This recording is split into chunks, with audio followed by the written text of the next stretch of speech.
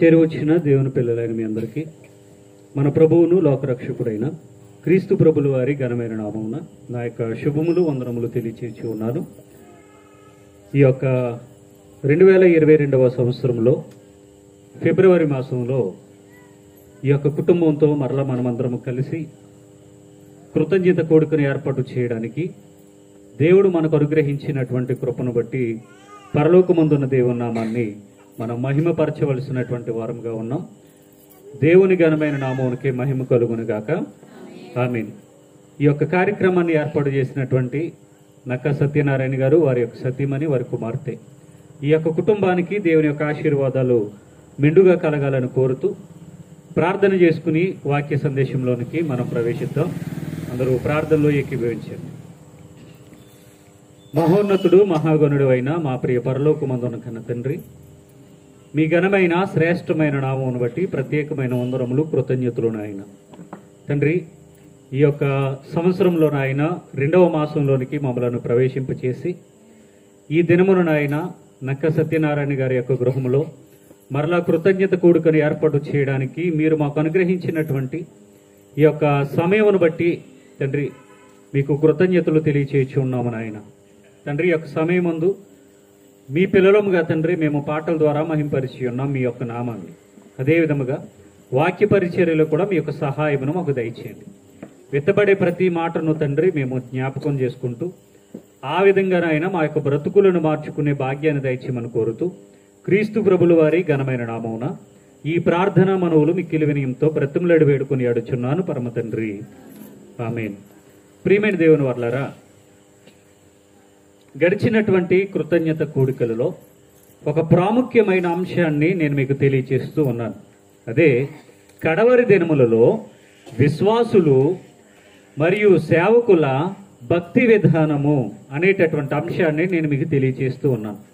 ఇందులో మనం మొదటి భాగంగా మనం ఇక్కడే ప్రారంభించి సేవకుల యొక్క పరిస్థితి ఎలా ఉన్నదో కడవరి దినముల్లో మనం ఆలోచన చేస్తాం. రెండవ భాగాన్ని విశ్వాసుల యొక్క పరిస్థితి ఎలా ఉన్నదో మనం ఆలోచన చేస్తాం. మూడవ భాగంలో విశ్వాసులు మరియు సేవకుల యొక్క పరిస్థితి ఎలా ఉన్నదో మనం ఆలోచన చేస్తాం. ఇది 4వ భాగం. తిమోతికి రాసినటువంటి మొదటి పత్రిక 2వ అధ్యాయము 1వ వచనం నుండి 3 వచన భాగాలను గడిచినటువంటి కృతజ్ఞత కూడుకలో మనం ఆలోచన చేసాం. 4 నుండి మరికొన్ని వచనాలను మనం ఆలోచించడానికి ముందు అసలు 2వ అధ్యాయము 1వ వచనం నుండి 3 వచనాలను కూడా ఒకసారి మనం చదువుకుని అప్పుడు ముందుకు వెళ్దాం.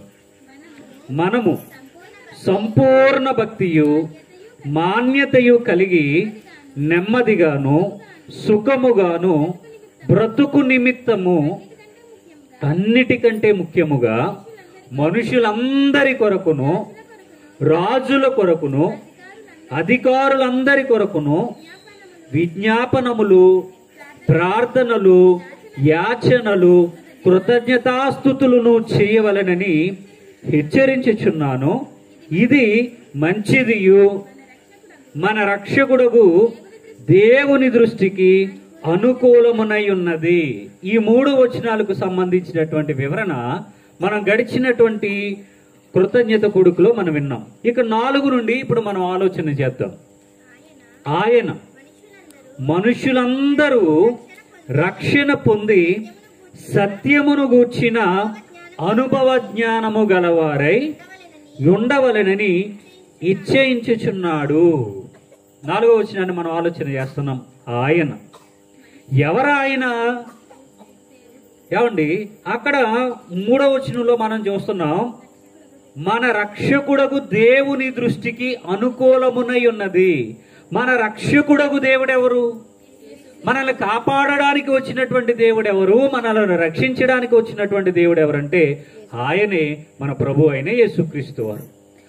ఆయన మనుషులందరూ కూడా రక్షణ పొంది సత్యమును గూర్చిన అనుభవ జ్ఞానము గలవారే ఉండవలనని ఇచ్ఛయించుచున్నాడు. మనలను కాపాడడానికి వచ్చినటువంటి దేవుడు, మనలను రక్షించడానికి వచ్చినటువంటి రక్షకుడైనటువంటి ప్రభువారు ఆయనకున్నటువంటి ఆలోచన ఏంటంటండి, మనుషులందరూ కూడా రక్షణ పొందాలి. నేను కూడా చాలా సందర్భాలలో సంఘంలో వాక్యాన్ని చెబుతూ ఒక మాట ఎక్కువగా మాట్లాడేవాడిని. ఏంటంటే, అమ్మా మీరు వస్తున్నారు కానీ మీ భర్తలను మీరు కాపాడుకోలేకపోతున్నారు, తీసుకురాలేకపోతున్నారు. మీతో పాటుగా కూడా మీ భర్తలు ఉండాలి. దంపతులుగా, తల్లిదండ్రులుగా మీరైతే వస్తున్నారు కానీ మీ గర్భాన్ని పుట్టినటువంటి కుమారులు కుమార్తెలు రాలేకపోతున్నారు. మరి వారిని కూడా కాపాడుకోవలసినటువంటి బాధ్యత ఎవరిది? మనదే. కావండి. పోనీ కుమారులు కుమార్తెలుగా వచ్చేవారు కూడా ఉన్నారు కొంతమంది. అయితే వారి కుటుంబంలో తల్లిదండ్రులు కానీ, లేదా నాన్నమ్మ కానీ, అమ్మమ్మ కానీ, తాతయ్య కానీ, ఇలాగ మరికొంతమంది దేవుని సన్నిధానమునకు రాలేనటువంటి వారిని కూడా మనం చూస్తున్నాం. అంటే కుటుంబం గురించి మనం ఆలోచన చేస్తే అందులో ఒకరో ఇద్దరో లేదా ముగ్గురో నలుగురో దేవుని అంటే ఎరిగి దేవుని మందిరానికి అయితే వస్తారు కానీ మిగిలినటువంటి సుమారుగా 4 లేదా 5 అదే కుటుంబంలో ఉండి వాళ్ళ యొక్క జీవనాన్ని గడిపేవారుగా మనం చూస్తున్నాం. అయితే దీని వలన ఏమన్నా నష్టమా? ఎవరొకరు వచ్చారు కదండి దేవుని మందిరానికి, ఒకరు వచ్చారు కదా, లేదా ఇద్దరు వచ్చారు కదా, లేదా మా అమ్మ వచ్చింది కదా, లేదా నా భార్య వచ్చింది కదా, లేదా నా భర్త వచ్చాడు కదా, లేదా నా కుమారుడు వచ్చాడు కదా, ఎవరొకరు వచ్చారు కదా మా కుటుంబం తరపున అంటే, ఏమండి సమాజంలో ఒక పెళ్లి జరిగింది అనుకోండి, పెళ్లికి 10 మంది, ఇంట్లో ఉన్న 10 మంది వెళ్ళకపోయినా ఒకరు వెళ్తే సరిపోద్ది. ఒక ఫంక్షన్ జరుగుతుంటే ఫంక్షన్కి ఇంట్లో ఉన్న 5 వెళ్ళకపోయినా ఒకరు వెళ్తే సరిపోద్ది. ఏమండి అయితే లోకంలో జరిగేటటువంటి ఏ కార్యక్రమానికైనా ఇంట్లో ఉన్న వాళ్ళందరూ వెళ్ళకపోయినా పర్వాలేదు, ఒకరో ఇద్దరు వెళ్తే సరిపోతుంది. కానీ దేవుని దగ్గరికి మాత్రం అందరూ రావాలి. నేను కూడా చాలాసార్లు చెప్పింది అదే, చాలాసార్లు చెబుతున్నది కూడా అదే, నాకున్నటువంటి ఆశ కూడా అదే, నా యొక్క కోరిక కూడా అదే. మనం ఒకరమో ఇద్దరమో రక్షింపబడితే దేవుడు సంతోషపడిపోతాడు చాలండి అన్నటువంటి ధోరణిలో మనం ఉండకూడదు. ఒకరో ఇద్దరో రక్షింపబడితే ఆయన సంతోషపడ్డండి. కుటుంబం అంటే ఏమండి నిజముగా క్రైస్తవ కుటుంబం అంటే కుటుంబంలో ఉన్న ప్రతి ఒక్కరూ కూడా రక్షణ అనుభవంలోనికి వచ్చేయాలి. ఇది నా కోరిక మాత్రమే కాదు, ఇది దేవుని కోరిక కూడా. ముందు దేవుని కోరికే, తర్వాత నా కోరిక. ముందు దేవుడు ఏం కోరుకుంటున్నాడు, ఆయనకి ఏమి ఇష్టం. ఏమండి నన్ను మీ ఇంటికి మీటింగ్ పిలిచారనుకోండి, చాలా మంది అడుగుతారు, పాస్టర్ గారు మీరేం తింటారు, మీకు ఏమి ఇష్టం అండి, మేము అన్ని ఏర్పాట్లు చేస్తాం మాకు చెప్పండి అని అడుగుతారు. ఏమండి అంటే నాకు ఫలానాది ఇష్టం అంటే మీరు వెంటనే దాన్ని సిద్ధం చేస్తారు. ఎందుకంటే మీరు నన్ను ప్రేమిస్తున్నారు కనుక, మీ ఇంటికి నన్ను ఒక అతిథిగా పిలిచారు కనుక, దైవజనుడు కనుక నాకు ఏం కావాల్సిన మీరు పెడతారు. అయితే దేవుడికి కూడా ఒకటి కావాలని ఆయన కోరుకుంటున్నాడు. ఏం కావాలి ఆయనకి? ఏమండి ఏం కావాలి ఆయనకి? ఏమి ఇస్తారు మీరు? ఒకానొక రోజున ఏమండి సమరయ పట్టణంలో, సమరయ అనేటటువంటి ప్రాంతానికి ప్రభువారు వెళ్ళినప్పుడు అక్కడ మధ్యాహ్న కాల సమయం అయింది. అక్కడికి వెళ్ళేటప్పటికి మధ్యాహ్నం అయింది. ఆ మధ్యాహ్న కాల సమయానికి శిష్యులకి ఏమో ఆకలేస్తుంది. మధ్యాహ్నం మన అందరికి ఆకలేస్తుంది కదండి. అలా ఆకలేసినప్పుడు ప్రభువారు చెప్పారు, మీ దగ్గర డబ్బులు ఉన్నాయి కదా, వెళ్ళి ఏదన్నా మనకు ఆహారం కొనుక్కురండి అని చెప్పారు. శిష్యులందరూ వెళ్ళిపోయారు, ప్రభువారిని ఒక్కడినే వదిలేశారు అక్కడ. ఏమండి భోజనం కొనుక్కురావడానికి 12 మంది వెళ్ళాలంటారా? భోజనం కొనుక్కురావడానికి 12 మంది వెళ్ళాలా? కానీ 12 మంది వెళ్ళిపోయారు. అక్కడ ప్రభువారు ఒక్కరే ఉండిపోయారు. అక్కడ యాకోబు బావి అనేటటువంటి ఒక బావి ఉంది. అక్కడికి వెళ్ళి ప్రభువారు కూర్చునేటప్పటికి ఒక అమ్మాయి బిందె పట్టుకుని నీళ్లు తోడుకోవడానికి వచ్చింది. ఆమె ఎవరంటే సమరయ స్త్రీ. సమరయ స్త్రీతో ప్రభువారు మాట్లాడారు. అక్కడ చాలా సందర్భం, డిస్కషన్ అనేది జరిగింది. కొంతసేపటికి భోజనాలు పట్టుకుని ఎవరు వచ్చారు? శిష్యులు వచ్చారు. వచ్చిన తర్వాత ప్రభువా చాలా టైం అయింది, మాకు ఆకలేస్తుంది, రండి భోజనం చేసేద్దాం అంటే, నేను ఆల్రెడీ తినేసానయ్యా అని చెప్తాడు. వీళ్ళేమంటారు విత్ ఇన్ సెకండ్స్ లోనే, అవును ప్రభువారు కదా, ఎవరో పిలిచి భోజనం పెట్టేశారు, ఆయన మనల్ని మర్చిపోయాను తినేసల్లే, పోనీలే మనం కూడా తినేద్దాం అనుకున్నారు. ఏమండి నిజానికి అక్కడ ఆకలితోనే ఉన్నారు, కానీ ఆయన ఆకలి తీరింది అని చెప్తున్నారు. ఏం చేశారని ఆయన ఆకలి తీరింది? ఏం తిన్నాడని ఆకలి తీరింది? ఒక పాపికి ఏమండి తన జీవితాన్ని కళ్ళకు కట్టినట్టుగా చూపించి తన బ్రతుకును మార్చి తనను రక్షణ అనుభవంలోనికి నడిపిస్తే ఆమె ఏం చేసింది? నేను ఒక్కదాన్నే రక్షింపబడిపోయాను ఓహో అనుకోలేదు ఆమె. ఏమండి ఆమె ఊరిలోనికి వెళ్ళి మొత్తం ఊరంతా లెగ్గొట్టుకుని తీసుకుని వచ్చింది. వాళ్ళందరికీ కూడా అక్కడ ప్రభువారు వాక్యం చెప్పినప్పుడు వాళ్ళు వినేశారు. ఇదంతా అయిపోయిన తర్వాత వెళ్ళొచ్చారు ఆఖరణ. ఏమండి, ఎప్పుడైతే ఇంతమంది దేవుని యొక్క వాక్యాన్ని విని పాపాలు ఒప్పుకుని పశ్చాత్తాపం చెంది మారు మనసు పొంది బాప్తిస్మం తీసుకోవడానికి సిద్ధమైపోయారో అప్పుడు ప్రభువారు అంటున్నారు, నాకు ఆకలి తీరిపోయింది అంటున్నాడు. ఏం తిన్నాడు ఆయన? ఎవరు వాటర్ ఇచ్చారు? ఏమండి, సమరయ స్త్రీని ప్రభువారు ఏమడిగారు తెలుసా? వాటర్ ఇవ్వమ్మ తాగుతాను, దాహం వేస్తుంది, మిట్ట మధ్యాహ్నం ఎండవేళ నడుచుకుంటూ వచ్చాను అన్నాడు. ఆమె ఏం చెప్తుంది? పెద్ద ఫిలాసఫీ చెప్పింది. మీరేమో యూదులు, నేనేమో సమరయ స్త్రీని, యూదులకి సమరయులకి సాంగత్యం లేదు కదా, కట్ట అన్నది అంతే. నేను నీకు వాటర్ ఇవ్వను, నువ్వు నాతో మాట్లాడుకో అని చెప్పింది. ఈయనేమన్నారు? నీకు తెలియనటువంటి వాటర్ నా దగ్గర ఉంది, నువ్వు నాకు ఈ నీళ్ళు ఇస్తే నేను ఆ నీళ్ళు ఇస్తానంటే అదేంటి ఇచ్చే ప్రభువా అని అడుగుతుంది. అప్పుడు ఏమండి అక్కడ ప్రభువారు నిజానికి ఏమీ తినలేదు, ఏమీ తాగలేదు. కానీ ఆయన ఇష్టము లేదా ఆయన చిత్తము అంటే ఏంటంటే, ఒక పాపి రక్షణలోనికి వస్తే దేవుని యొక్క చిత్తాన్ని లేదా దేవుని యొక్క ఇష్టాన్ని నెరవేర్చుతున్నట్టే. ఏమండి, నేను ఎందుకు ఒక ఉదాహరణ చెప్పాను. మీటింగ్ పెట్టించుకున్నప్పుడు కానీ లేదా దైవజనుడిగా కానీ సేవకులుగా కానీ మీరు నన్ను ప్రేమించి మీ ఇంటికి నన్ను భోజనానికి పిలుస్తూ ఉంటారు. ఒక పుట్టినరోజు జరిగిన, ఒక ఫంక్షన్ జరిగిన, ఇలాంటి ఒక కృతజ్ఞత కూడిక ఏర్పాటు చేసుకుని ముందుగా నన్ను అడుగుతారు, ఏం తింటారండి, ఏం వండమంటారు, మీకు ఏమి ఇష్టం, అవన్నీ ఏర్పాటు చేస్తాను చెప్పండి అంటారు. అయితే నేను ఎప్పుడు ఎవరికి చెప్పలేదండి, మీరు ఏం తింటారు అదే వండండి అని చెప్తాను తప్ప నాకు పలానాది వండండి అని ఎప్పుడు చెప్పలేదు, లైఫ్లో చెప్పను కూడా. ఏమండి, ఒక మీటింగ్ పెట్టించుకున్న తర్వాత ఆ మీటింగ్కి అయినటువంటి ఖర్చులు చూసి మరలా ఎప్పుడన్నా మీటింగ్ పెట్టుకోవాలంటే వాళ్ళు భయపడకూడదు. ఎప్పుడు మీటింగ్ పెట్టుకున్నా మాకు ఎలాంటి ఇబ్బంది లేదు అన్నంతటువంటి సంతోషంగా ఎవరన్నా మళ్ళీ మీటింగ్ పెట్టుకోవాలి. భోజనానికి ఒక 1000 రూపాయలు 2000 రూపాయలు ఖర్చు పెడితే నేను ఒప్పుకోను. అలా చేయకూడదు, ఎవరు కూడా చేయొద్దు కూడా. ఏమండి, మీరు ఏం తింటే అదే పెట్టండి, నో ప్రాబ్లం. ఏమండి, అయితే ఈ యొక్క సందర్భాన్ని ఎందుకు చెప్పానంటే, నా ఇష్టాన్ని కనుక్కుని నాకు మీరు ఏదో పెట్టి నన్ను సంతోష పెట్టాలని మీరు ఏ విధంగా అయితే నన్ను ప్రేమించి కోరుకుంటారో, ఇదే విషయాన్ని దేవుణ్ణి అడిగితే, ప్రభువా మీకు ఏమి ఇష్టమో చెప్పండి మేము చేసి పెడతామంటే, ఆయన అంటున్నాడు మనుషులందరూ కూడా ఏం చేయాలంటండి? రక్షణ పొందండి, అదే నాకు చాలంటున్నాడు ఆయన. మీరందరూ కూడా మీ పాపపు జీవితాన్ని విడిచిపెట్టండి, పాత జీవితాన్ని విడిచిపెట్టండి, బూతులు మాట్లాడే వాళ్ళు బూతులు వదిలేయండి. మీకు ఒకవేళ వ్యసనాలు ఏమైనా ఉంటే మందు తాగడం కానీ, సిగరెట్లు కాల్చడం కానీ, లేదా ఇంకా రకరకాల వ్యసన పరులుగా కనుక మీరుంటే వాటిని అన్నిటిని వదిలేయండి. అన్ని వదిలేసి ఏం చేయమంటారు ప్రభువా? రక్షణ పొందండి. రక్షణ పొందితే అదే చాలు నాకు అంటున్నాడు. మనుషులందరూ రక్షణ పొంది సత్యమును గూర్చిన అనుభవ జ్ఞానము గలవారై ఉండాలని ఇచ్చయించుచున్నాడు. ఎవరు ఇచ్చయించుచున్నారు? ఇది దేవుని యొక్క కోరికండి. ఏమండి, దేవుడు గనక మనకు ప్రత్యక్షమై ఒక వరం ఇస్తాను, మీకు ఏం కావాలో కోరుకోండి అంటే మనం చాలా అడిగేస్తాం. ఏమండి, అదే దేవునికి కృతజ్ఞతాస్తుతులు చెల్లించేటటువంటి క్రమంలో, దేవా మీరు మాకు చాలాసార్లు చాలా హెల్ప్ చేశారు కదా, మీకు ఏం కావాలో చెప్పడం మేము చేస్తామని అడిగితే కనుక దేవుడు అంటున్నాడు, ఏమొద్దయ్యా, మీ కుటుంబం అంతా రక్షణలోనికి వస్తే చాలు అని దేవుడు కోరుకుంటున్నాడు. దీనికి ఎంత ఖర్చు అవుద్దో చెప్పండి నాకు. ఏమండి, మీ ఫ్యామిలీ అంతా మారి, మీ కుటుంబం అంతా మారి రక్షణ అనుభవంలోనికి వస్తే మీ కుటుంబానికి ఎంత ఖర్చు అవుతుంది? ఒక 10,000 రూపాయలు ఖర్చు అవుతుందా? ఒక 15,000 రూపాయలు ఖర్చు అవుతుందా?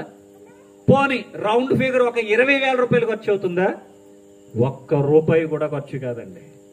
మన మనసంతా దేవుని మీద కేంద్రీకృతం చేసి ప్రార్థన చేసుకుని మారు మనస్సు పొందుకుని పశ్చాత్తాపం చెంది, ఏమండి, పాప క్షమాపణ కొరకు ప్రతివాడు యేసుక్రీస్తు వారి నామంలో బాప్తిస్మం తీసుకుని కుటుంబంలో ఉన్నటువంటి అత్తమామలు కానీ, తల్లిదండ్రులు కానీ, భార్యాభర్తలు కానీ, పుట్టినటువంటి పిల్లలు కానీ, అన్నదమ్ములు కానీ, అక్క చెల్లెమ్మలు కానీ, ఏమండి, కుటుంబం అంతా కూడా మారి క్రైస్తవ కుటుంబంగా మారి, ఏమండి, క్రీస్తు ప్రభు వారు కోరుకున్నట్టుగా లోకాశల వైపు కానీ లోక ఆచారాల వైపుగా కానీ వెళ్లకుండా నీతిగా, యథార్థంగా, భక్తిగా, ప్రార్థనా పూర్వకంగా బ్రతికి, ఏమండి, ఈ లోకాన్ని విడిచిపెట్టి వెళ్ళిపోతే దేవుడు ఎంత సంతోషపడతాడండి.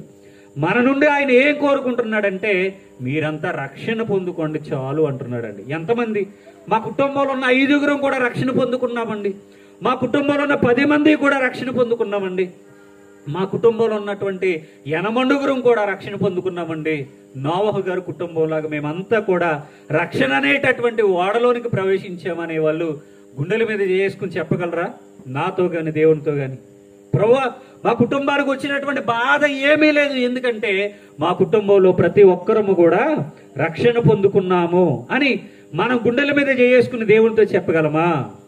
పోని ఈ క్షణాన్ని మీరు ఇక్కడ కూర్చున్నారు, ఒకసారి మీరు ఆలోచించుకోండి. మీ కుటుంబంలో ఇంకా ఒక్కరైనా సరే ఇంకా మారనటువంటి వాళ్ళు ఉండొచ్చు. చిన్నపిల్లలు కూడా అక్కర్లేదు మనకి. చిన్నపిల్లలకి ఏమండి ఈ పరిస్థితి లేదు, ఈ ప్రాబ్లం లేదు. ఏమండి మెచ్యూరిటీ వయసు ఉన్నటువంటి వాళ్ళు, సుమారుగా 8వ తరగతి చదువుతున్నటువంటి వారు, 7వ తరగతి చదువుతున్నటువంటి పిల్లలు మొదలుకొని మెచ్యూరిటీ లెవెల్స్, యవన ప్రాయంలోనికి వచ్చినటువంటి వారు, ఏమండి పెళ్లిళ్ళు చేసుకున్నటువంటి వారు, ఉద్యోగ వ్యాపారాలు చేస్తున్నటువంటి వారు, వృద్ధాప్యంలోనికి వచ్చినటువంటి వారు, ఏమండి ఎంతమంది ఈరోజు మన కుటుంబంలో దేవునికి దూరస్తులుగా బ్రతకడం లేదు చెప్పండి? చాలా మంది ఉన్నారు కదా, చాలా మంది ఉన్నారు. మరి వాళ్ళందరినీ కాపాడుకునేటటువంటి బాధ్యత దేవుడు ఎవరి మీద ఉంచారు? ఎవరి మీద ఉంచారండి? మన మీదే, మన మీదే. సేవకునిగా నేను చెప్పేటటువంటి మాట నేను చెప్తాను, ప్రార్థన చేసేది నేను చేస్తాను, ఏమండి వాళ్ళతో మాట్లాడే విషయాన్ని నేను మాట్లాడతాను. నాది కొంతవరకు మాత్రమే. నాతో ఎక్కువ మీ ఫ్యామిలీ మెంబర్స్ కనెక్ట్ అయి ఉంటారా? లేదా మీతోనే మీ ఫ్యామిలీ మెంబర్స్ ఎక్కువ కనెక్ట్ అయి ఉంటారా? మీతోనే. ఏమండి మహా అయితే నాకు వారానికి ఒక్కసారి 1 నిమిషం కనబడతారేమో. ఒకవేళ నేను ప్రేయర్ చేయడానికి మీ ఇంటికి వస్తే ఒక 5 నిమిషాలు నాతో మాట్లాడతారేమో. మహా అయితే ఒక 10 నిమిషాలు మీరు నాతో మాట్లాడతారేమో మీ ఫ్యామిలీ మెంబర్స్. కానీ మిగిలినటువంటి 24/7 అంటే వారం రోజులు, రోజుకున్నటువంటి ప్రతి 24 గంటలు కూడా మీతోనే ఉంటారు, మీ కళ్ళ ముందే ఉంటారు, మీతోనే ఉంటారు, మీతోనే గడుపుతారు. ఏమంటే వాళ్ళని రక్షించుకునేటటువంటిది ఆ బాధ్యత దేవుడు మీపైనే ఉంచారు, మీపైనే ఉంచారు. గనుక ప్రియమైన దేవుని వర్లారా, దేవుడు కోరుకుంటున్నాడు మనుషులందరూ రక్షణ పొంది సత్యమును గూర్చినటువంటి అనుభవ జ్ఞానం గలవారుగా మనం ఉండాలి. సత్యమును గూర్చినటువంటి అనుభవ జ్ఞానము గలవారుగా మనం ఉండాలి.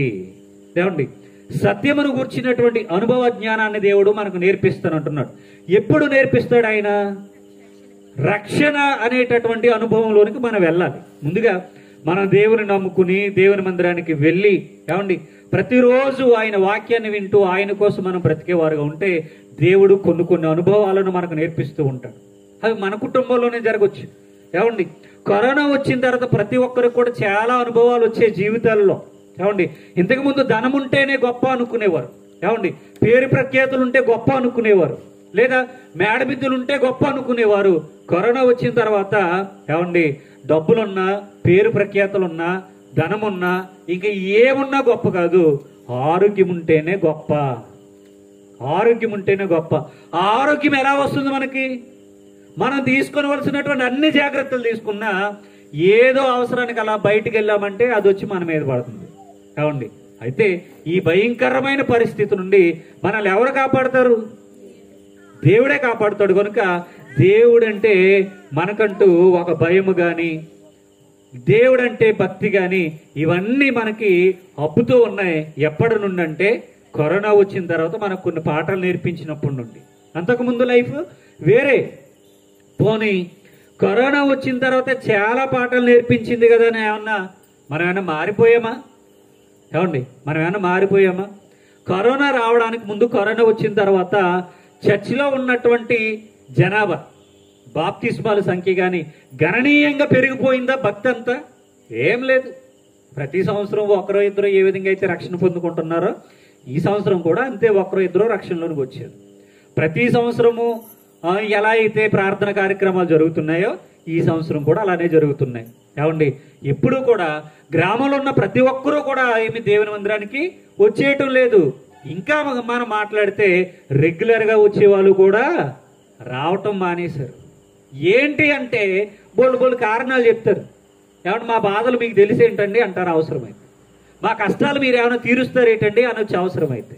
ఏమండి అంటే దేవుని దగ్గరికి రావడానికి మనం ఖాళీ లేదు అంటే కనుక జీవితంలో మొత్తం ఖాళీ చేసి మూల కూర్చోబెడతాడండి దేవుడు. ఆ పరిస్థితి మనం ఎప్పుడు తెచ్చుకోవద్దు. ఏమండి, ఈరోజు మన చదువు మన దేవుని దగ్గరికి వెళ్ళడానికి అడ్డుగా ఉంటే చదువును మొత్తం మూలలోకి వచ్చి పెడతాడు దేవుడు ప్యాక్ చేసి. ఈరోజు మనం ఆరోగ్యంగా ఉన్నాం, మన పనులు మానుకుని దేవుని మందిరానికి రాలేకపోతుంటే ఏమండి, ఒకానొక రోజున పనులే కదా నీకు అడ్డు, ఖాళీ చేయమంటావా అంటాడు దేవుడు. పనులే కదా నీకు అడ్డు, నీ చదువే కదా నీకు అడ్డు, నీ ఉద్యోగమే కదా నీకు అడ్డు, ఖాళీ చేసేయమంటావా అని అడుగుతాడు.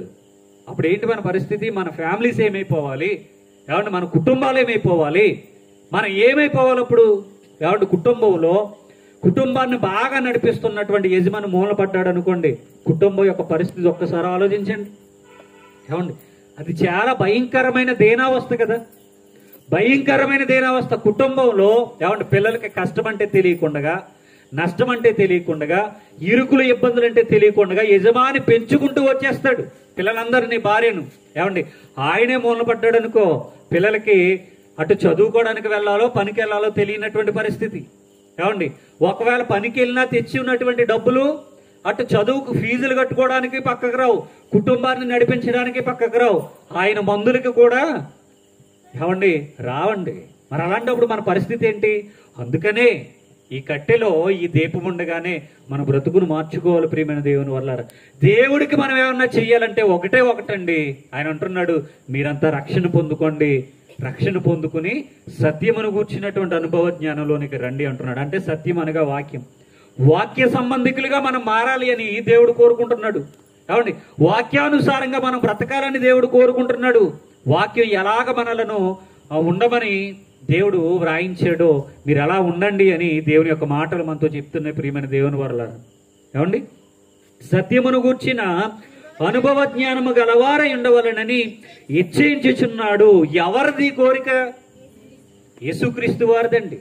మన రక్షకుడైన దేవుడు అని రాయించాడు. అందుకనే యేసుక్రీస్తు వారి కోరిక. ఈరోజు దేవుని కోరిక తీర్చే వాళ్ళు ఎంతమంది ఉన్నారు చెప్పండి? ఏమండి, ఒక్కసారి నేను దేవుని కోరికను తీర్చగలనండి, నా కుటుంబాన్ని నేను కాపాడుకుంటాను, నా భర్తను లేదా నా భార్యను, మా తల్లిని లేదా మా తండ్రిని, మా అత్తమ్మను లేదా మా మావయ్య గారిని, లేదా నా ఆడబడుచులను, లేదా నా మరుదులను, నా భర్తను, నా బిడ్డలను నేను కాపాడుకోవాలనుకుంటున్నాను అనేవాళ్ళు ఎంతమంది ఉన్నారండి? Very good. ఏమండి, అయితే ఆశ ఉండడం మంచిదే. ఆ ఆశ అనేది మన చేతల్లోనికి కూడా రావాలి. ప్రతి ఒక్కరూ కోరుకుంటారు. ఏమండి, ప్రతి ఒక్కరూ చదువుకున్న వాళ్ళంతా మంచి మంచి జాబులు రావాలని కోరుకుంటారు. అలాగని అందరికీ జాబులు రావు. ఏమండి, ప్రతి ఒక్కరు ఆరోగ్యంగా ఉండాలని కోరుకుంటారు. అలాగని అందరూ కూడా ఆరోగ్యంగానూ ఉండలేరు. ప్రతి ఒక్కరికి చాలా కోరికలు ఉంటాయి. కానీ అది ఎవరిలో నెరవేర్చబడతాయంటే కోరుకున్న కోరిక కోరేసుకుని అనుకుని మన ఆ కోరిక కోసం కష్టపడకుండా ఉన్నామనుకోండి, ఆ కోరిక తీరుతుందా? అబ్దుల్ కలాం గారు ఒక మాట అనేవారు, కలలు కనండి, కలలను సాకారం చేసుకోండి. సాకారం చేసుకోవాలంటే ఏం చేయాలండి?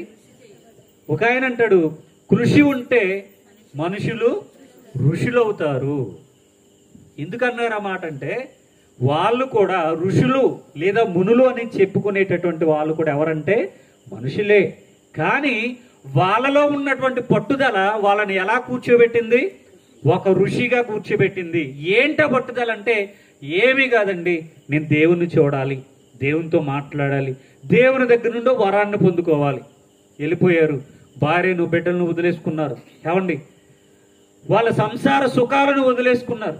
కష్టమైన నష్టమైన ఎండైన వానైన చలైన మంచైనా ఎలాంటి భయంకరమైన పరిస్థితి అయినా ఒక తపస్సు చేయాలి, నేను ఒక యజ్ఞం చేయాలి, ఈ బండ మీద నుండి నేను కిందకి రాకూడదు, దేవుడే దిగొచ్చి నన్ను దింపాలి తప్ప ఇంకెవ్వరు కూడా నన్ను దింపడానికి వీల్లేదు, నేను ఇక్కడే ఉండాలి, నా దేవుడు రావాలి, ఆ దేవునితో నేను మాట్లాడాలి అంటూ ఏమండి వాళ్ళు అలాగే కూర్చున్నారండి.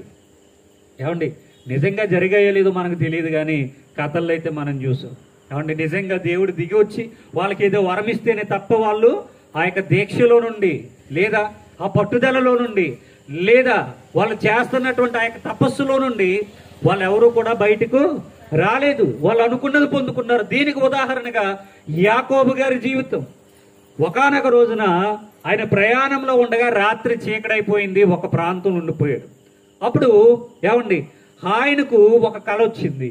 ఆ కళలో ఒక దేవదూత కనిపించారు. ఏమండి, అప్పుడు ఆ దేవదూత కాళ్ళు పట్టేసుకుని, నన్ను ఆశీర్వదిస్తేనే కానీ నువ్వు ఎక్కడి నుండి వెళ్ళడానికి వీలు లేదు అని గట్టిగా పట్టు కూర్చున్నాడు. ఏమండి, వదిలేసి నేను వెళ్ళిపోతానని దేవదూత, నన్ను ఆశీర్వదిస్తే తప్ప నిన్ను పంపించడనేసి యాకోబు గారు, ఇద్దరికి పెద్ద వాగ్వాదం జరిగింది. ఆ వాగ్వాదంలో దేవదూత ఒక్క దెబ్బ కొడితే యాకోబు గారి యొక్క కాలి తుంటే ఎముక విరిగిపోయిందంటండి. కాలు ఇరిగిపోయినా సరే దేవదూతను వెళ్ళడానికి మాత్రం ఇతను ఊరుకోలేదు. ఆశీర్వదించిన తర్వాతే పంపిస్తాడు. అసలు కాలు ఇరిగిపోవడం అంటే అది ఎంత పెయిన్ వస్తుందో తెలుసండి. ఏమండి, కాలు విరిగిపోవడం అంటే అది ఎంత పెయిన్ వస్తుందంటే అది మాటల్లో చెప్పలేనటువంటి పెయిన్ అండి. ఆ బాధ అనుభవించిన వాళ్ళకి, చేతులు కాళ్ళు విరిగినటువంటి వాళ్ళకి ఆ యొక్క పెయిన్ అనేది తెలుస్తుంది, ఆ నొప్పి, ఆ బాధ అనేది తెలుస్తుంది తప్ప మామూలుగా కాలు ఇరిగిపోయిందంటే కాలు ఇరిగిపోయిందా అంటావంతే, చెయ్యి ఇరిగిపోయిందంటే ఇరిగిపోయిందా అంటావంతే. ఏమండి, నువ్వు కుదురుగా ఉంటే ఎందుకు ఇరుగుతుంది అంట అవసరం అయితే. కానీ ఆ పెయిన్ అనుభవించే వాళ్ళకి ఆ బాధ తెలుస్తుంది, ఆ పెయిన్ అనుభవించే వాళ్ళకి. ఇక్కడ కూడా ఏమండి, ఒక సంకల్పం ఉంటే దానిని మనం పొందుకునేంత వరకు కూడా వదులుకోకూడదు. యాకోబు గారు అలాగే దేవుని దగ్గర నుండి ఆశీర్వాదాలు పొందుకునేంత వరకు కూడా ఆ దేవదూతను వదిలిపెట్టలేదండి. అలాగే మనం ఏం చేసినా సరే నిజంగా ఒక మాట అడుగుతాను, మీరు ఏ ప్లేస్లో ఉంటే ఆ ప్లేస్లో 10 నిమిషాలు మోకాళ్ళేసి కిందకి దిక్కుండా ఉండి ప్రార్థన చేయగలరా? మన భక్తికి నిదర్శనంగా 10 నిమిషాలు, జస్ట్ 10 minutes. ఇప్పుడు నేను మోకాళ్ళు వేయమంటే మీరు ఆ పైన ఉన్నారు కాబట్టి పైన, ఈ కింద ఉన్న వాళ్ళు ఇక్కడ బోల్డ్లో ఆ రాళ్ళు ఉన్నాయి. ఏమంటే ఆ రాళ్ళ మీద మోకాళ్ళు వేసి ఒక 10 నిమిషాలు ఉండగలరా? ఉండలేరు. నేను చూస్తున్నాను కదండి, చర్చిలో మోకాలు అనేటప్పుడు మొహాలు మాడిపోతున్నాయి. ఈయనన్ని ఎక్కలేని అన్ని పెడతాడు అంటారు. బైబిల్ చదవండి, మోకాళ్ళు వేసి ప్రార్థన చేయమని ఉందో, లేకపోతే మోకాళ్ళు వేసి ప్రార్థన చేసేది పాపమని ఉందో మీకే అర్థమవుతుంది. ఏమంటే చర్చిలో మోకరించి ప్రార్థన చేయండి అని అనుకోండి, ఆ లాస్ట్లో అసలు మోకాలు వేయడానికి మొహాలు మాడిపోతున్నాయి. ఏదో కొంతమంది మాత్రమే మోకరించి ప్రార్థన చేస్తున్నారు. ఒక్క 10 నిమిషాలు. ఏమంటే మనకున్నటువంటి ఆలోచన ఏంటంటే, టైల్స్ వేయించేస్తారు కదండి ఎవరొకరు, ఆ టైల్స్ వేసేసిన తర్వాత అప్పుడు మోకాలు వేద్దాం. మీకు తెలియని క్లిష్టమైనటువంటి ఒక విషయం చెప్తున్నాను, టైల్స్ మీద మోకరించడం అంత కఠినమైనది ఇంకెక్కడా ఉండదండి ప్రపంచం. టైల్స్ మీద మోకరించడం అన్నటువంటి కఠినమైనది ఇంకెక్కడ ఉండదు. టైల్స్ మీద మోకరిస్తే ఒక కాలు అలా జరిగిపోద్ది, ఇంకో కాలు ఇలా జరిగిపోద్ది, 2 కాళ్ళు దగ్గరికి పెట్టుకున్న తర్వాత అక్కడ పోట్లు సలుపులు వచ్చేస్తాయండి. ముందుకు పడిపోతారు లేదా వెనక్కి పడిపోతారు. టైల్స్ మీద మోకరించడం అంటే చాలా కష్టం. ఏమండి, ఇవన్నీ ఎందుకండి, మనం ఎలాగైనా ప్రార్థన చేయొచ్చు కదంటే, ఏమండి దేవుడు పరలోకం ఎవరికి ఇవ్వాలనుకుంటున్నాడంటే భక్తిలో నలిగిపోవాలంటండి. నలిగిపోవాలి. బంగారానికి విలువ ఎప్పుడంటే మట్టిలో మట్టి ముద్దగా ఉన్నప్పుడు దానికి విలువ ఉండదు. దాన్ని తెచ్చేసిన తర్వాత కొలుములో వేసి బాగా కాల్చేసి సుత్తితో బాగా కొట్టి శానంతో నరికేసి మళ్ళీ కాల్చి మళ్ళీ కొట్టి, ఏమంటే అప్పుడంటూ దానికంటూ ఒక షేప్ అనేది రాదు. ఆ షేప్ వచ్చేంత వరకు కంసాలి వాడు దానిని కొడతానే ఉంటాడు, కాలుస్తానే ఉంటాడు. ఏమండి, సుత్తి దెబ్బలు కొడుతూనే ఉంటాడు. ఆఖరు దానికంటూ ఒక డిజైన్ వచ్చిన తర్వాత ఇంక దానికి దెబ్బలేమి ఉండవు, దానికంటూ ఒక విలువ ఉంటుంది. అప్పుడు దాన్ని అలా వెయిట్ వేయటం, ఆ వెయిట్ తగ్గట్టుగా దాని యొక్క కాస్ట్ నిర్ణయించడం. అప్పుడు నుండి ఎవరన్నా కొడతారు దాన్ని? కొట్టరు.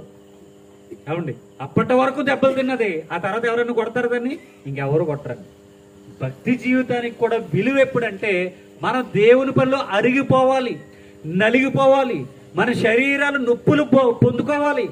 ఏమండి, ఏ నొప్పి లేకుండా అలా వచ్చి ఆ కుర్చీలో కూర్చుని ఓ ఫ్యాన్ వేసుకుని కూర్చుని అనకుండా అనకుండా, నేను ఏం అడిగినా చెప్పకుండా, బైబిల్ తీయకుండా, పాటలు పాడకుండా, ప్రార్థన చేయకుండా, ఏమండి అడిగిన దానికి సమాధానం చెప్పకుండా ఆ కుర్చీలో బొమ్మ కూర్చున్నట్టుగా, లేకపోతే ఒక చెట్టుతో మాట్లాడితే దాని నుండి మనకి ఎలాంటి రిప్లై కూడా రాదు. మళ్ళా ఇక్కడ మీరు అందరూ కూర్చున్నారు కాబట్టి నేను ఏమైనా చెప్తే మళ్ళా సమాధానం చెప్తున్నారు.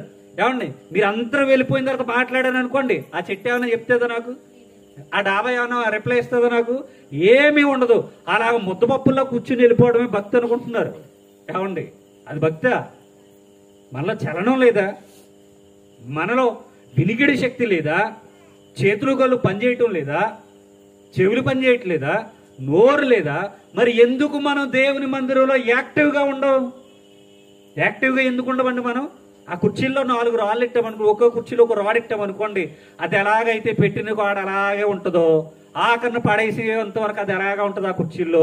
అలా ఉంచున్నాం అనుకోండి వచ్చి దేవుని మందిరంలో, ఏమనాలి మనల్ని? అవండి, ఏమనాలి? ముద్దపప్పులు అనాలా? ఇంకా పెద్ద పప్పులు అనాలా? ముద్దవతారాలు అనాలా? ఎందుకు మనం మాట్లాడం? సిగ్గా? భయమా? ఏమనాలి? ఏమండి, దేవుని యొక్క వాక్యం మనతో మాట్లాడేటప్పుడు మనం దానికి చలించాలి.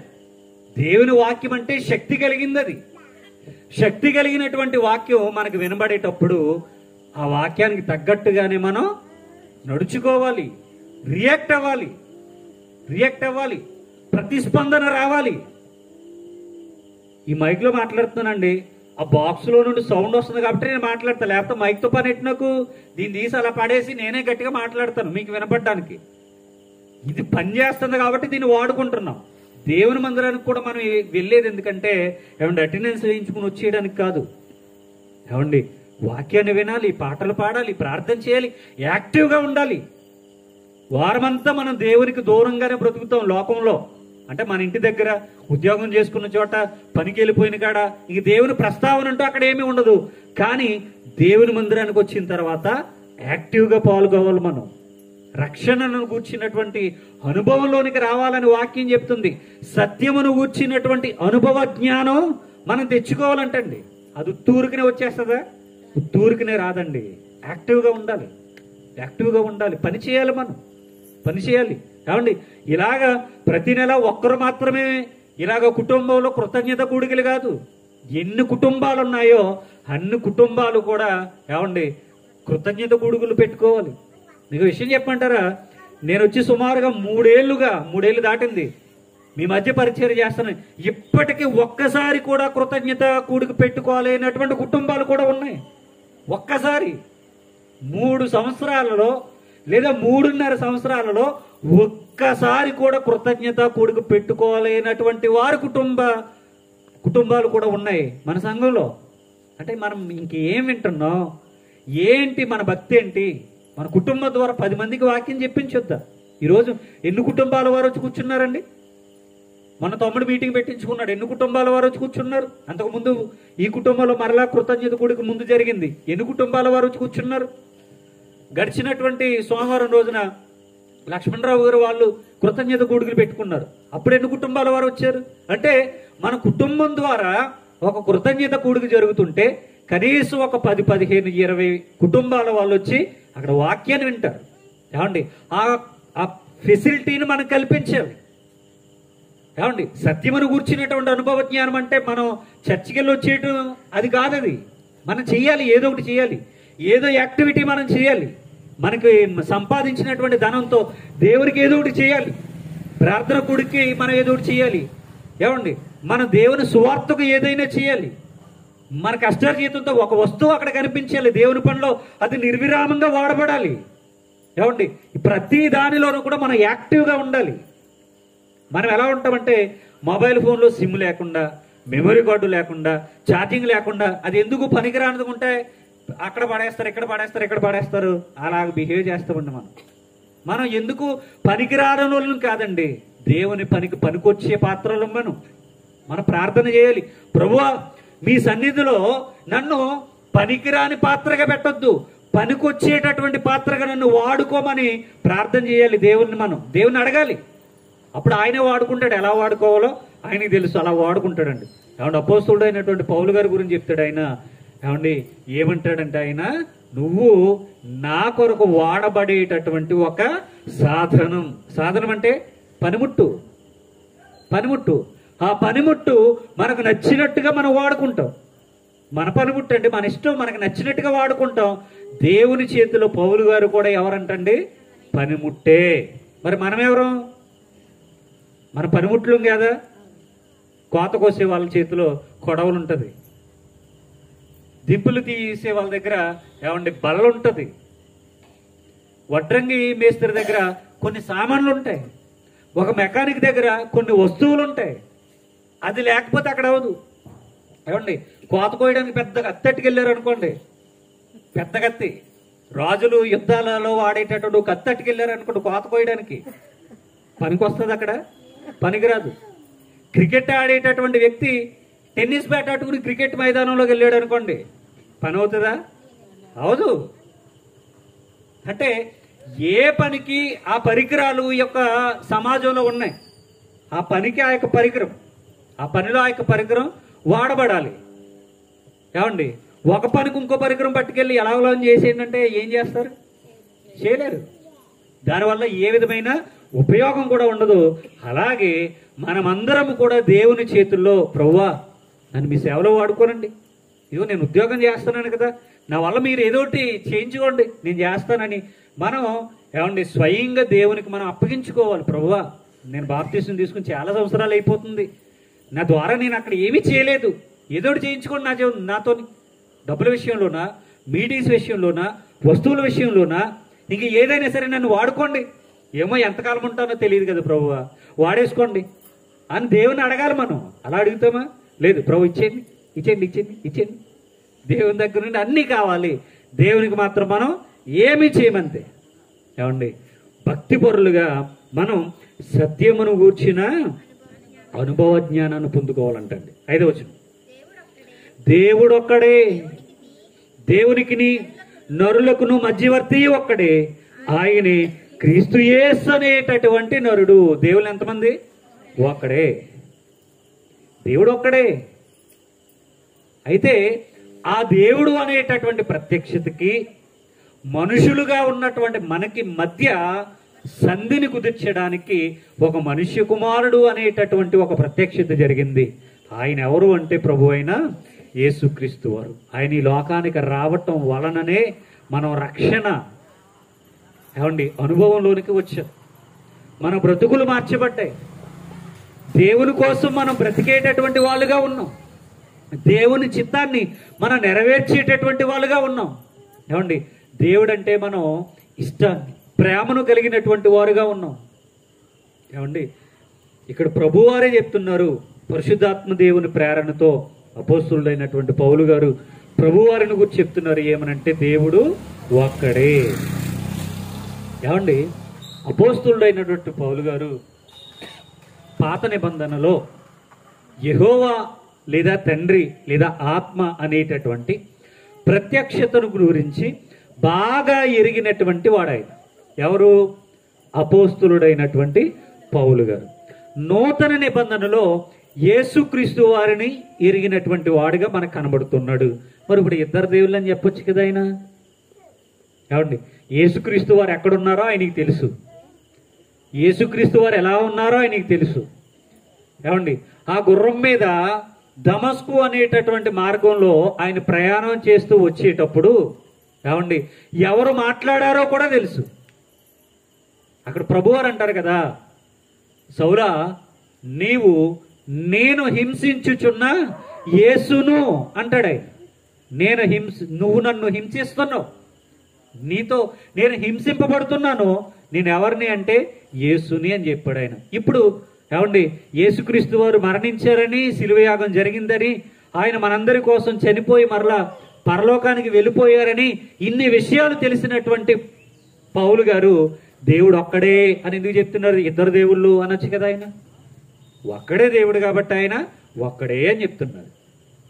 దేవుడు ఒక్కడే. ఏమండి, దేవునికి నీ నరులకును మధ్యవర్తి ఒక్కడే. మళ్ళా ఒక్కడు వేరు, ఈ ఒక్కడు వేరు కాదు. ఆయనే క్రీస్తు యేసు అనే నరుడు. క్రీస్తు యేసు అనేటటువంటి నరుడు. 6వ వచనం, ఈయన అనగా ఎవరైతే మనం 3వ వచనంలో చదువుకున్నామో రక్షకుడగు దేవుడు అని చెప్పుకున్నామో, ఎవరైతే దేవుడొక్కడే అన్నటువంటి వాక్యం ఆయన గురించి వ్రాయబడిందో, ఎవరైతే దేవునికి నీ నరులకును మధ్యవర్తి కూడా ఒక్కడే అని ఏ క్రీస్తు వారి గురించి అయితే వ్రాయబడిందో, ఏమండి ఆయన గురించి వ్రాస్తూ ఈయన అందరి కొరకు విమోచన క్రయధనముగా తన్ను తానే సమర్పించుకొనెను. తన్ను తానే అనగా తనను తానే అనేటటువంటి అర్థం. ఏమండి, ఈ తన్నుతానే అన్నటువంటి పదాన్ని ఒక పాస్టర్ గారు ఈ విధంగా చెప్పారంట. ఏమని? మీరు దేవుని మందిరానికి రాకపోతే కనుక దేవుడు అంటున్నాడు తన్నుతాను అంటున్నాడు అన్నాడు. అక్కడ ఏమనుంది? తన్నుతానే. మీరు కనుక నా మాట వినకపోతే దేవుడు అంటున్నాడు మిమ్మల్ని తన్నుతాను అంటున్నాడు అంతే. ఏమండి? ఆయన అలా ఎక్స్ప్లెయిన్ చేశారు. ఏమండి? అది కాదు కానీ ఇక్కడ తన్నుతానే అనగా తనకు తానుగా, తనకు తానుగా. ఏమండి? ఒక మాటను ఆలోచన చేద్దాం. ఇంతకు ముందు ఎలా ఉండేదంటే తండ్రి కుమారుణ్ణి పంపిస్తే ఆయన వచ్చాడు, ఆయన పంపించకపోతే ఈయన రాడుగా అన్నారు కదా. ఇక్కడ ఏమనుంది? తనకు తానుగానే వచ్చాడు. ఎవరు పంపించలేదా ఆయన్ని? పంపించినట్టుందా? తనకు తానుగానే వచ్చాడు, తనకు తానుగానే సమర్పించుకున్నాడు. అంతా తనకు తానుగానే జరిగింది తప్ప తనని ఇంకెవరు పంపించలేదు. ఎందుకంటే ఎంతమంది ఉన్నారు అక్కడ పంపించడానికి? ఓన్లీ వన్, ఒక్కడే ఉన్నాడు. ఇంకా ఆయన ఎవరు పంపిస్తారు? ఆయన ఒక్కడే ఉన్నప్పుడు ఇంకా ఆయన ఎవరు పంపిస్తారు? ఏమండి? కనుక వాక్యాన్ని మనం అర్థం చేసుకోవాలి. ఈయన అందరి కొరకు విమోచన క్రయధనముగా తన్ను తానే సమర్పించుకొనెను, దీనిని గూర్చి సాక్ష్యము యుక్త కాలమందు ఇయ్యబడెను. అంటే తిమోతికి రాసినటువంటి పత్రిక అనేది వ్రాయబడ్డానికి ముందుగానే ఈయన యేసుక్రీస్తు వారిని గూర్చినటువంటి విమోచన క్రయధనము, ఈ బలియాగం గురించి సాక్ష్యం అనేది లోకంలోనికి వచ్చేసింది అని చెప్తున్నారు. అవును, వచ్చేసింది కదా. మత్తయి, మార్కు, లోక, యోహాను సువార్తలు మనం చూస్తే గనక అప్పటికే క్రీస్తు ప్రభువు వారి యొక్క బలియాగం జరిగిపోయింది, ఆయన రక్షణ ప్రణాళిక జరిగిపోయింది, ఆయన్ని తిరిగి లేవటం కూడా జరిగిపోయింది, పరలోకానికి ఆరోహణం అవటం కూడా జరిగిపోయింది. ఏమండి?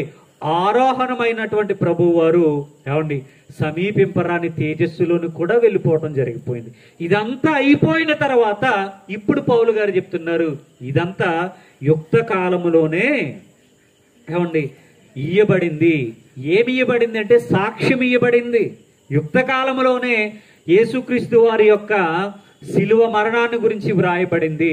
ఆ సాక్ష్యం ఆల్రెడీ జరిగిపోయింది లోకంలో. అయితే ఇక్కడ పౌలు గారు లేటుగా రాస్తున్నారు. ఎందుకంటే క్రీస్తు ప్రభు వారితో ఈయన నడిచినటువంటి వాడికి ఆడాయన, అప్పుడు చెప్పడానికి ఈయనకి అవకాశం లేదు. ఏమండి? మత్తయి, మార్కు, లోక, యోహాను సువార్తల తర్వాత ఇంకా తిమోతికి రాసిన పత్రిక రావడానికి మధ్యలో చాలా పుస్తకాలు ఉన్నాయి. అందుకని ఈయన ఇక్కడ చెబుతున్నారు కాబట్టి ఆల్రెడీ యుక్త కాలంలోనే ఇదంతా జరిగిపోయింది అని ఇక్కడ పౌలు గారు గుర్తు చేస్తూ ఉన్నారండి. తర్వాత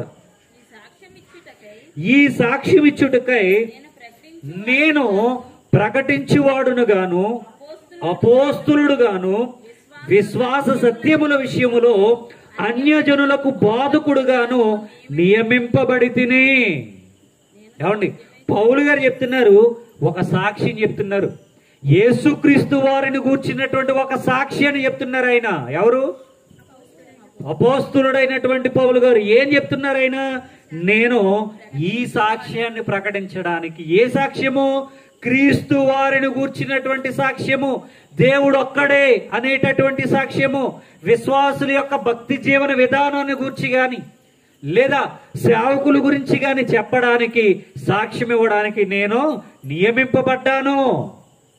ఎలా నియమింపబడ్డానంటే ఏమండి? నేను ప్రకటించేవాడుగాను అపోస్తులుడుగాను విశ్వాస సత్యముల విషయములో అన్యజనులకు బోధకుడుగాను నేను నియమింపబడి తిని.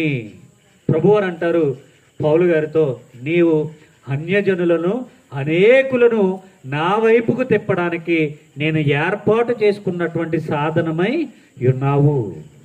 పౌలు గారితో అంటాడండి ప్రభువారు, నీవెవరు అంటే అన్యజనులలో రాజులతో గాని అధికారులతో గాని ప్రధానులతో గాని మంత్రులతో గాని ఏమండి జ్ఞానులతో గాని శాస్త్రవేత్తలతో గాని పెద్ద పెద్ద దిగ్గజాలతో ఎవరిదైనా తెగించి మాట్లాడేటటువంటి దమ్ము, ధైర్యం, గట్స్ ఎవరికైనా ఉన్నాయి అంటే ప్రభువారి శిష్యులలో అతనికే ఉన్నాయి. అతడే అపోస్తులుడైనటువంటి పౌలు గారు.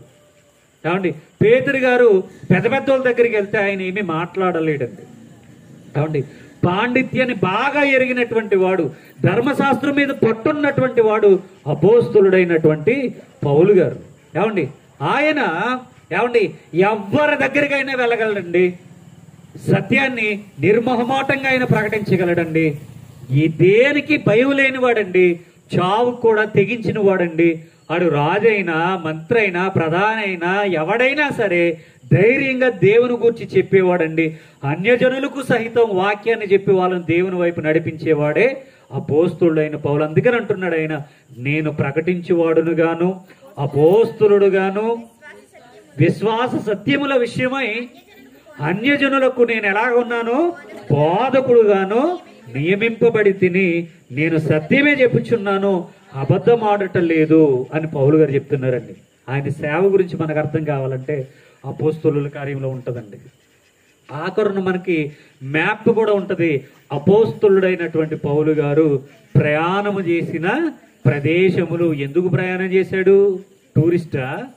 కాదండి, సువార్థికునిగా, ప్రకటించేవానిగా, అపోస్తులుడుగా, సాక్ష్యాన్ని బయలుపరిచేవాడిగా, బాధకునిగా, సేవకునిగా, సువార్థికుడిగా, మిషనరీగా, ఏమండి ఒక ఇవాంజలిస్ట్గా ఆయన యొక్క ప్రయాణం కొనసాగింది. ఇది మనకి అపోస్తుల కార్యం మొదలుకొని హెబ్రీలకు రాసినటువంటి పత్రిక వరకు కూడా మనకు కనబడుతుంది. ఏమండి ఈ యొక్క ప్రయాణంలో ఆయన నలిగిపోయాడు. ఏమంటే ఇక్కడ ఒక క్యాండిల్ వెలిగించాం. ఒక 5 నిమిషాల తర్వాత వెలిగించబడినటువంటి క్యాండిల్ ఏమవుతుంది? కరిగిపోతుంది. అది వెలుగుతూ కరిగిపోతుంది, వెలుగుతూ కరిగిపోతుంది, వెలుగుతుంది కరిగిపోతుంది. అదే క్యాండిల్తో 100 క్యాండిల్స్ వెలిగించవచ్చు. అలాగే ఇక్కడ అపోస్తులుడైనటువంటి పౌలు గారు ఆయా ప్రాంతాలలో సంఘాలు స్థాపించి, సేవకులను తర్ఫీదు చేసి వారిని నియమించి, సంఘాలలో పెద్దలను నియమించి, ఏమండి అనేకులను దేవుని వైపు తిప్పడానికి ఆయన జీవితం వెలుగుతూ కరిగిపోయాడు. ఆయన ఒక కొవ్వొత్తి వలె. మరి మనం ఎలా ఉండాలి? మనము అనగా సేవకుడు ప్లస్ విశ్వాసులు కలిపి. మరి మనం ఎలా ఉండాలండి? కడవరి దినములలో విశ్వాసులు సేవకుల భక్తి విధానం ఎలా ఉండాలి? ఏమండి ఇక్కడ ఈ యొక్క 4వ భాగంలో మనం ఎన్నో విషయాలు విన్నాం. ఏమండి విత్తబడినటువంటి వాక్యాన్ని బట్టి మనము కూడా అనేకులను వెలిగించేవారుగా ఉండాలి. మనమే ఆరిపోయామనుకోండి, మనల్ని ఎవరన్నా పట్టుకెళ్ళారు అనుకోండి, ఇంకే వెలిగిస్తాం? వెలుగుతున్న కొవ్వొత్తి ఆరిపోయిన అన్ని కొవ్వొత్తులను వెలిగిస్తుంది, వెలగనటువంటి కొవ్వొత్తును కూడా వెలిగిస్తుంది. ఏమండి ఆరిపోయిన కొవ్వొత్తి ఇంక దేన్ని వెలిగిస్తుందండి? ఆరిపోయిన కొవ్వొత్తి ఇంకేం వెలిగిస్తుంది చెప్పండి? ఏమండి పొయ్యిలో ఎంతో కొంత నిప్పు ఉందనుకోండి, అందులో పీసులు పెట్టో, ఆకులు పెట్టో, పుల్లలు పెట్టో, ఎలాగోలా నిప్పు ఉంది కాబట్టి రంజింపజేసి, ఏమండి అందులో నుండి మరలా మంట పుట్టించవచ్చు, అగ్ని బయటకు తీసుకురావచ్చు. మొత్తం పొయ్యిలో బూడిద ఉంది, మీరు పుల్లలు పెట్టండి అటుకెళ్ళప్పుడు. బూడిదలో పుల్లలు పెడితే మంట ఎలా వస్తుంది? వస్తుందా? మరి మన బ్రతుకులు ఎలా ఉన్నాయి? వెలుగుతూ ఉన్నామా, ఆరిపోయామా? దేవునిలో వెలుగుతూ ఉన్నామా, ఆరిపోయామా? ఆరిపోయాము అంటే గనక అది చాలా బాధాకరమైన విషయం. ఏమండి ఆధ్యాత్మిక జీవితంలో ఆరిపోతే ఒకానొక రోజున ఆత్మ కూడా ఆరిపోతుంది. ఇప్పుడు ఆత్మ మనలోనే ఉంది, సంతోషం. ఈ ఆత్మ వెళ్ళిపోతే ఒకానొక రోజున, వెళ్ళిపోయిన తర్వాత మన బ్రతుకు ఏమైపోద్దండి? ఒకసారి ఆలోచించండి ప్రియమైన దేవుని వర్లారా. ఎప్పటి వరకు చెప్పినటువంటి వాక్యాన్ని మీరు విన్నారు.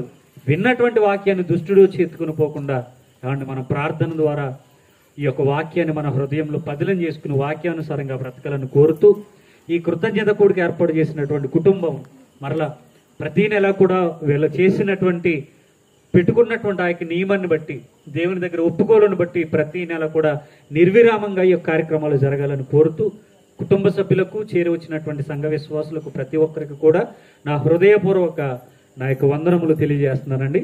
అందరికీ వందనములు.